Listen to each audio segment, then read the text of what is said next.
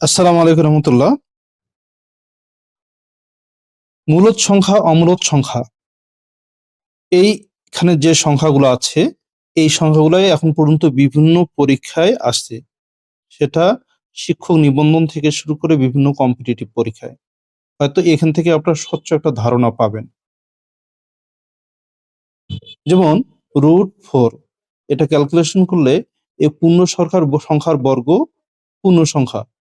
আমরা জানি পূর্ণ সংখ্যার বর্গ পূর্ণ সংখ্যা যদি হয় তাহলে সেটা মূলদ সংখ্যা, উত্তর হবে এটা মূলদ সংখ্যা। আবার এটা ক্যালকুলেশন করলে এটা পূর্ণ, এটার এই পূর্ণ সংখ্যার ঘন, এর উত্তরটা হচ্ছে 2, অর্থাৎ এটা পূর্ণ সংখ্যা হয়েছে, সুতরাং এটা হচ্ছে মূলদ সংখ্যা হবে।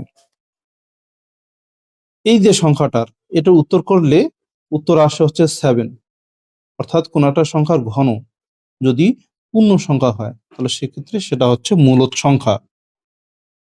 যেমন কোনটা অসীম সংখ্যা, এর ওপর পৌনঃপুনিক, তার অর্থ দশমিকের পর এই সংখ্যাটা বারবার পুনরাবৃত্তি হবে।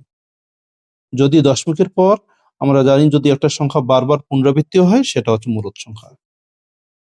যদি এই সংখ্যাটা ক্যালকুলেশন করে উত্তর পাই আমরা 3/4, যে কোনো সংখ্যার যদি ভগ্নাংশ হয় সেটা হচ্ছে মূলদ সংখ্যা। √p, পি একটা মৌলিক সংখ্যা।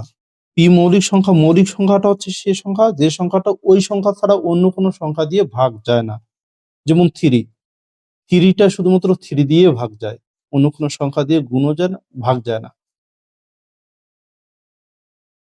এরকম সংখ্যা যদি হয় তাহলে পিটা √p, অর্থাৎ এরকম সংখ্যা যদি হয় তাহলে হচ্ছে মূলদ সংখ্যা। বিষয়টা ক্লিয়ার যদি করি, যেমন হচ্ছে রুট, এখানে হচ্ছে 5টা হচ্ছে মৌলিক সংখ্যা, সো এটা হচ্ছে অমূলদ সংখ্যা। ঠিক তেমনি √7, এটা হচ্ছে মৌলিক সংখ্যা, এটা এই সংখ্যাটা ছাড়া অন্য কোনো সংখ্যা দিয়ে ভাগ যায় না, সো এটা হচ্ছে মূলদ সংখ্যা। ঠিক তেমন √11, এটা সংখ্যা ছাড়া অন্য কোনো সংখ্যা দিয়ে গুণ যায় না, ভাগ যায় না, তো এটা হচ্ছে অমূলদ সংখ্যা। √13 অমূলদ সংখ্যা। √17 অমূলদ সংখ্যা। ওকে। √2, √2 সমান হচ্ছে যে এটা, যেহেতু দশমিকের পর একটা সংখ্যা আসছে সেক্ষেত্রে এটা হচ্ছে অমূলদ সংখ্যা। অর্থাৎ অমূলদ সংখ্যা √2 হচ্ছে যে অমূলদ সংখ্যা। এটা যদি ক্যালকুলেশন করলে এখানে এরকম পূর্ণ সংখ্যা নেই বা পূর্ণ সংখ্যা উত্তর নেই, এটা দশমিকের পর একটা আসছে, সো √2টা হচ্ছে অমূলদ সংখ্যা। ঠিক তেমনি √3, এই দিয়ে সংখ্যাগুলো, এগুলো সবগুলো হচ্ছে অমূলদ সংখ্যা।